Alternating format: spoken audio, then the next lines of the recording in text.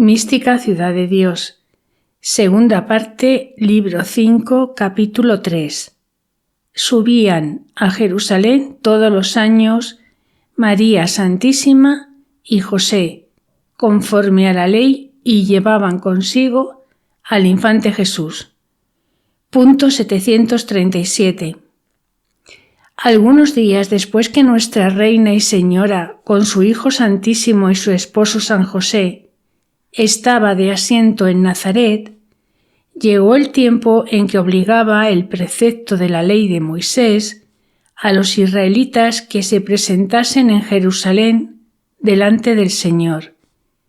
Este mandato obligaba 3 veces en el año, como parece en el Éxodo y Deuteronomio, pero no obligaba a las mujeres sino a los varones, y por esto podían ir por su devoción o dejar de ir porque no tenían mandato ni tampoco se lo prohibían. La Divina Señora y su esposo confirieron qué debían hacer en estas ocasiones. El santo se inclinaba a llevar consigo a la gran reina su esposa y al Hijo Santísimo para ofrecerle de nuevo al Eterno Padre, como siempre lo hacía en el templo.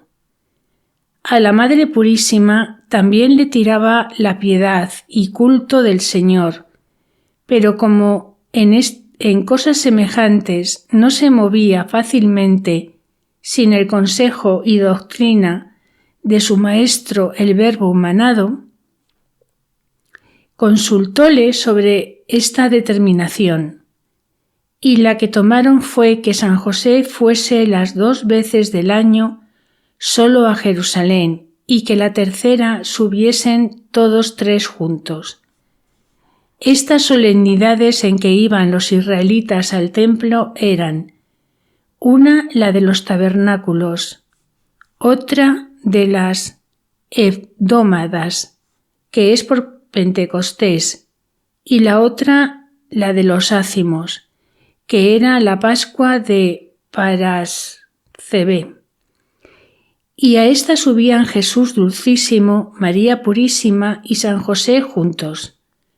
Duraba 7 días y en ella sucedió lo que diré en el capítulo siguiente. A las otras 2 fiestas subía solo San José sin el niño ni la madre. Punto 738.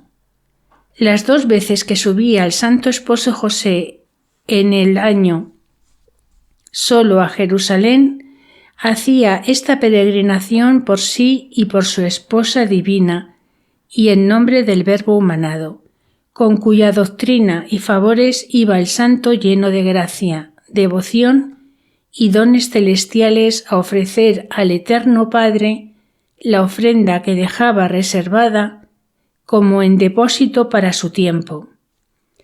Y en el ínterin, como sustituto del Hijo y de la Madre que quedaban orando por él, hacía en el templo de Jerusalén misteriosas oraciones, ofreciendo el sacrificio de sus labios.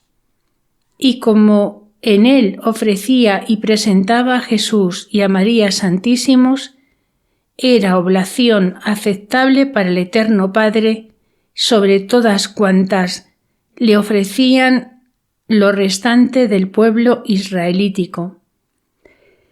Pero cuando subían el Verbo humanado y la Virgen Madre por la fiesta de la Pascua en compañía de San José, era ese viaje más admirable para él y los cortesanos del cielo, porque siempre se formaba en el camino aquella procesión solemnísima que otras veces en semejantes ocasiones queda dicho, de los 3 caminantes, Jesús, María y José, y los 10.000 ángeles que los acompañaban en forma humana visible, y todos iban con la hermosura refulgente y profunda reverencia que acostumbraban, sirviendo a su Criador y Reina, como en otras jornadas he dicho. Era esta de casi 30 leguas, que dista Nazaret de Jerusalén, y A la ida y vuelta se guardaba el mismo orden en este acompañamiento y obsequio de los santos ángeles según la necesidad y disposición del Verbo humanado. Punto 739. Tardaban en estas jornadas respectivamente más que en otras porque, después que volvieron a Nazaret desde Egipto, el infante Jesús quiso andarlas a pie, y así caminaban todos tres, Hijo y Padre Santísimos, y era necesario ir despacio, porque el infante Jesús comenzó luego a fatigarse en servicio del Eterno Padre y en beneficio nuestro, y no quería usar de su poder inmenso para excusar la molestia del camino. Antes procedía como hombre pasible, dando licencia o lugar a las cosas naturales para que tuviesen sus efectos propios, como lo era el cansarle y fatigarle el trabajo del camino. Y aunque el primer año que hicieron esta jornada tuvo cuidado la Divina Madre y su esposo de aliviar algo al niño Dios, recibiéndole alguna vez en los brazos, pero este descanso era muy breve y en adelante fue siempre por sus pies. No le impedía este trabajo la Dulcísima Madre, porque conocía su voluntad de padecer, pero llevábale de ordinario de la mano, y otras veces el Santo Patriarca, y, como el infante se cansaba y encendía, la Madre prudentísima y amorosa, con la natural compasión, se enternecía y lloraba muchas veces. Preguntábale de su modestia y cansancio, y limpiábale el divino rostro, más hermoso que los cielos y sus lumbreras. Y todo esto hacía la reina puesta de rodillas con incomparable reverencia, y el divino niño la respondía con agrado y la manifestaba el gusto con que recibía aquellos trabajos por la gloria de su eterno Padre y bien de los hombres. En estas pláticas y conferencias de cánticos y alabanzas divinas ocupaban mucha parte del camino, como en otras jornadas queda dicho. Punto 740.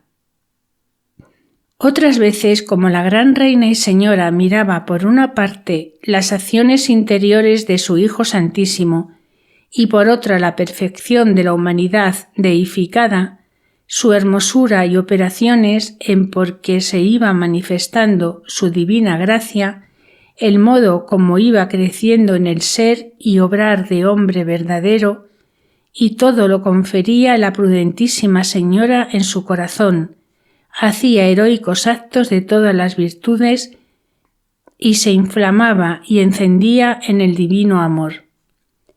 Miraba también al infante como a hijo del eterno Padre y verdadero Dios, y sin faltar al amor de madre natural y verdadera, atendía a la reverencia que le debía como a su hijo y criador. Y todo esto cabía juntamente en aquel cándido y purísimo corazón. El niño caminaba muchas veces esparciéndole el viento sus cabellos, que le fueron creciendo no más de lo necesario y ninguno le faltó hasta los que le arrancaron los sayones. Y en esta vista del infante Jesús sentía la Dulcísima Madre otros efectos y afectos llenos de suavidad y sabiduría.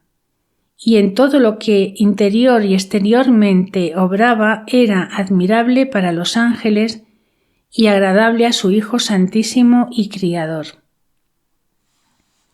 Punto 741. En todas estas jornadas que hacían hijo y madre al templo, ejecutaban heroicas obras en beneficio de las almas, porque convertían muchas al conocimiento del Señor y las sacaban de pecado y las justificaban, reduciéndolas al camino de la vida eterna, aunque todo esto lo obraban por modo oculto, porque no era tiempo de manifestarse el Maestro de la verdad. Pero como la Divina Madre conocía que estas eran las obras que a su Hijo Santísimo le encomendó el Eterno Padre y que entonces se habían de ejecutar en secreto, concurría a ellas como instrumento de la voluntad del Reparador del mundo, pero disimulado y encubierto. Y para gobernarse en todo con plenitud de sabiduría, la prudentísima maestra siempre consultaba y preguntaba al Niño Dios todo lo que habían de hacer en aquellas peregrinaciones, a qué lugares y posadas habían de ir, porque en estas resoluciones conocía la Princesa Celestial que su Hijo Santísimo disponía los medios oportunos para las obras admirables que su sabiduría tenía previstas y determinadas. Punto 742. Donde hacían las noches unas veces en las posadas, otras en el campo, que algunas se quedaban en él, el Niño Dios y su Madre Purísima nunca se dividían uno de otro. Siempre la Gran Señora asistía con su Hijo y Maestro y atendía a sus acciones, para imitarlas en todo y seguirlas. Lo mismo hacía en el templo, donde miraba y conocía las oraciones y peticiones del Verbo humanado que hacía a su Eterno Padre, y cómo, según la humanidad en que era inferior, se humillaba y reconocía con profunda reverencia los dones que recibía de la divinidad. Y algunas veces la Beatísima Madre oía la voz del Padre que decía: «Este es mi Hijo dilectísimo, en quien yo tengo mi complacencia y me deleito». Otras veces conocía y miraba la Gran Señora a su Hijo Santísimo, oraba por ella al Padre Eterno y se la ofrecía como Madre verdadera, y este conocimiento era de incomparable júbilo para ella. Conocía también cómo oraba por el linaje humano y que por todos estos fines ofrecía el Hijo sus obras y trabajos. En estas peticiones le acompañaba, imitaba y seguía. Punto 743. Sucedía también otras veces que los santos ángeles hacían cánticos y música suavísima al Verbo humanado. Así, cuando entraban en el templo como en los caminos, y la feliz Madre los oía, miraba y entendía todos aquellos misterios, y era llena de nueva luz y sabiduría, y su purísimo corazón se enardecía e inflamaba en el divino amor. Y el Altísimo la comunicaba nuevos dones y favores que no es posible comprenderlos con mis cortas razones. Pero con ellos la prevenía y preparaba para los trabajos que había de padecer, porque muchas veces, después de tan admirables beneficios, se le representaban como en un mapa todas las afrentas, ignominias y dolores que en aquella ciudad de Jerusalén padecería su Hijo Santísimo.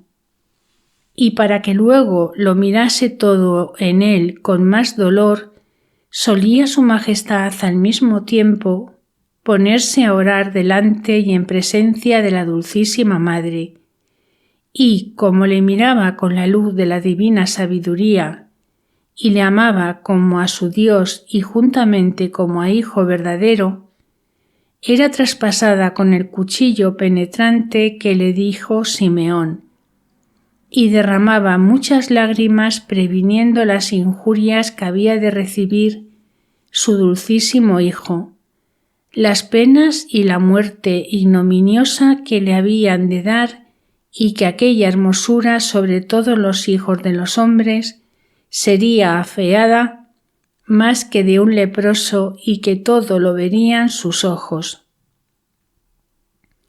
Y para mitigarle algo el dolor solía el Niño Dios volverse a ella y le decía que dilatase su corazón con la caridad que tenía al linaje humano y ofreciese al Eterno Padre aquellas penas de entrambos para remedio de los hombres.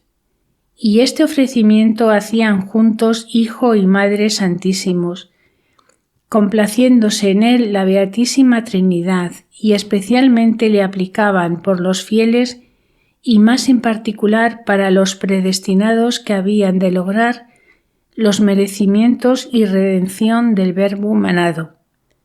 En estas ocupaciones gastaban señaladamente Jesús y María dulcísimos los días que subían a visitar el templo de Jerusalén. Doctrina que me dio la Reina María Santísima. Punto 744. Hija mía, si con atenta y profunda consideración ponderas el peso de tus obligaciones, muy fácil y suave te parecerá el trabajo que repetidas veces te encargo en cumplir con los mandamientos y ley santa del Señor. Este ha de ser el primer paso de tu peregrinación como principio y fundamento de toda la perfección cristiana. Pero muchas veces te he enseñado que el cumplir con los preceptos del Señor ha de ser no con tibieza y frialdad, sino con todo fervor y devoción, porque ella te moverá y compelerá a que no te contentes con lo común de la virtud solo, pero que adelantes en muchas obras voluntarias, añadiendo por amor lo que no te impone Dios por obligación. Que esta es industria de su sabiduría para darse por obligado de sus verdaderos siervos y amigos, como de ti lo quiere estar. Considera, carísima, que el camino de la vida mortal a la eterna es largo, penoso y peligroso. Largo por la distancia, penoso por la dificultad, peligroso por la fragilidad humana y astucia de los enemigos. Y sobre todo esto el tiempo es breve, el fin incierto, y este o muy dichoso o infeliz y desdichado, y el uno y otro irrevocables. Y además del pecado de Adán, la vida animal y terrena de los mortales es poderosa contra quien la sigue. Las prisiones de las pasiones fuertes, la guerra continua, lo deleitable está presente al sentido y le fascina fácilmente. Lo honesto es más oculto en sus efectos y conocimiento, y todo esto junto hace la peregrinación dudosa en un acierto y llena de peligros y dificultades. Punto 745. Entre todos no es el menor por la humana flaqueza el de la carne, que por esto y por más continuo y doméstico derriba a muchos de la gracia. Pero el modo más breve y seguro de vencerle ha de ser para ti y para todos disponer tu vida en amargura y dolor, sin admitir en ella descanso ni deleite en los sentidos, y hacer pacto inviolable con ellos de que no se desmanden ni se inclinen más de a lo que la fuerza y regla de la razón permite. Y sobre este cuidado has de añadir otro, de anhelar siempre al mayor beneplácito del Señor y al fin último a donde deseas llegar. Para todo esto te conviene atender a mi imitación siempre, a que te convido y llamo con deseo de que llegues a la plenitud de la virtud y santidad. Atiende a la puntualidad y fervor con que yo obraba tantas cosas, no porque me las mandaba el Señor, sino porque yo conocía eran de su mayor agrado. Multiplica tú los actos fervorosos, las devociones, los ejercicios espirituales y en todo las peticiones y ofrecimientos al Eterno Padre por el remedio de los mortales. Ayúdalos también con el ejemplo y amonestaciones que pudieres. Consuela a los tristes, anima a los flacos, ayuda a los caídos y por todos ofrece, si fuera necesario, tu misma sangre y vida, y sobre todo esto agradece a mi Hijo Santísimo que sufra tan benignamente la torpe ingratitud de los hombres, sin faltar a su conservación y beneficios. Atiende al invicto amor que les tuvo y tiene, y cómo yo le acompañé, y ahora lo hago en esta caridad. Y tú quiero que sigas a tu dulce esposo en tan excelente virtud, y a mí que soy tu maestra.